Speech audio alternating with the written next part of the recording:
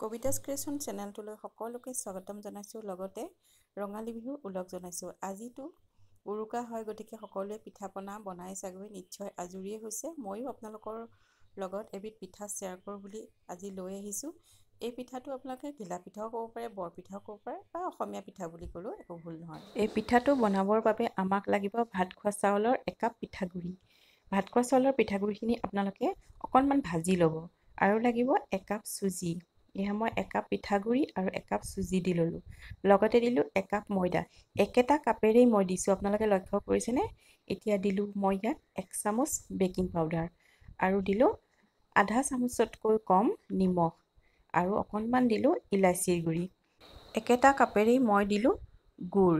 এই গুড়খিনি পগাই ল'ব লাগিব। আপোনালোকে পগাইও ল'ব পাৰে বা এনেকৈ গৰম পানীত দিও পগাই ল'ব পাৰে।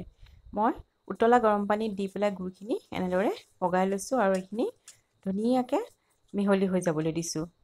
গুড়খিনি যেতিয়ালৈকে ঠাণ্ডা নহয় তেতিয়ালৈকে আপোনালোকে থৈ দিব। ঠাণ্ডা হোৱাৰ পিছতহে আমি মিশ্ৰণটোত দিব লাগিব। এতিয়া এই মিশ্ৰণখিনি আমি ভালদৰে সানি ল'ব লাগিব। মিশ্ৰণখিনি সানি লোৱা হৈছে। এতিয়া আমাৰ গুড়খিনিও ঠাণ্ডা হৈ গৈছে। এতিয়া অলপ অলপকৈ গুড়খিনি দি পেলাই মই মিশ্ৰণটো পুনৰ সানি ল'ম। একেবাৰতে আপোনালোকে দি নল'ব, অলপ অলপকৈ দি পেলাই মিশ্ৰণটো বনাই ল'ব। এই পিঠাটো খাবলৈ বহুত সোৱাদ লগা হয়। এয়া আকৌ অকণমান মই দি লৈছোঁ। এতিয়া ভালদৰে সানি ল'ম। এয়া সানি লোৱাৰ পিছত হৈয়ে যাব।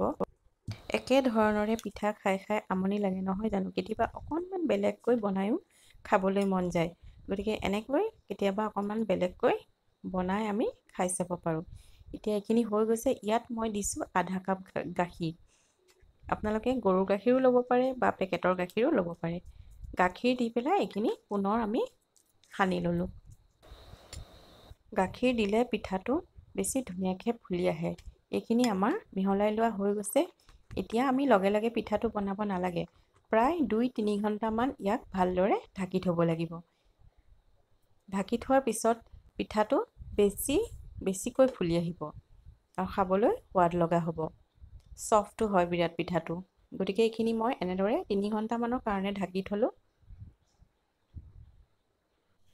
এয়া 3 ঘণ্টা সময় হৈ গৈছে। এতিয়া আমাৰ পিঠাটো বনাবৰ কাৰণে ৰেডি হৈ গৈছে। ইফালেকে এটা কেৰাহীত মই তেল অলপ গৰম কৰি ল'লোঁ। মই ৰিফাইন তেল কিন্তু ব্যৱহাৰ কৰা নাই দেই। মই আমাৰ মিঠাতেলেই ব্যৱহাৰ কৰিছোঁ। এতিয়া এটা এটাকৈ কেৰাহীত এনেদৰে পিঠাটো দি ল'লোঁ। জুইটো একেবাৰে কমাই দিব। এয়া হেতাখনেৰে লুচিখনত যিদৰে আমি তেলটো দিওঁ, ঠিক সেইদৰে ছাইডৰ পৰা পিঠাটোত তেল আমি ছটিয়াই যাব লাগে। তেতিয়া পিঠাটো ধুনীয়াকৈ ফুলি আহে। এয়া দেখিছেনে মোৰ পিঠাটো কি ধুনীয়াকৈ ফুলি আহিছে। এটা পিঠা আমাৰ অলৰেডি হৈয়ে গৈছে। এতিয়া দ্বিতীয়টো পিঠা মই বনাই দেখাইছোঁ।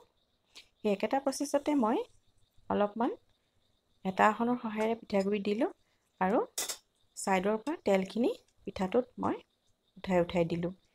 ইলুটি শিলুটি কৰি দিয়াৰ পিছত পিঠাটো হৈয়ে গ'ল। এতিয়া 3-4টা পিঠা মই একেলগে বনালোঁ।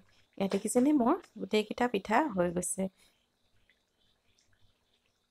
ভিডিঅ'টো চাই যদি ভাল পাইছে তেতিয়াহ'লে লাইক এটা কৰি দিব আৰু চেনেলটো ছাবস্ক্ৰাইব কৰি দিব। আগলৈকো এনেকৈ মই সুন্দৰ সুন্দৰ ৰেচিপি আপোনালোকৰ মাজলৈ লৈ আহিম। ধন্যবাদ।